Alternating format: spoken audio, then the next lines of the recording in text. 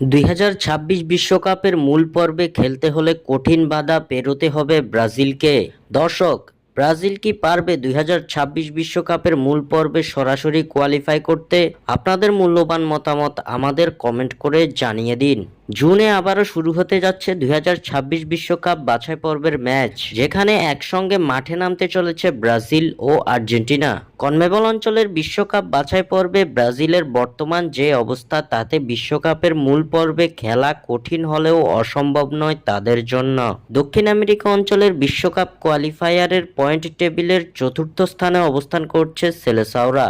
14 রাউন্ডের ম্যাচ শেষে ব্রাজিল অর্জন করেছে 21 পয়েন্ট, যার ফলে 2026 বিশ্বকাপে সরাসরি খেলার টিকিট এখনো পায়নি ব্রাজিল। বিশ্বকাপের মূল পর্বে সরাসরি কোয়ালিফাই করতে সেলেসাওদের হাতে বাকি আছে এখনো 4টা ম্যাচ। এই 4 ম্যাচের মধ্যে কেবল 2 ম্যাচে জয় তুলে নিতে পারলেই 2026 বিশ্বকাপের মূল পর্বে খেলা নিশ্চিত করে ফেলবে ব্রাজিল। অন্যদিকে তাদের চিরপ্রতিদ্বন্দ্বী আর্জেন্টিনা ইতিমধ্যে নিশ্চিত করে ফেলেছে 2026 বিশ্বকাপের মূল পর্ব।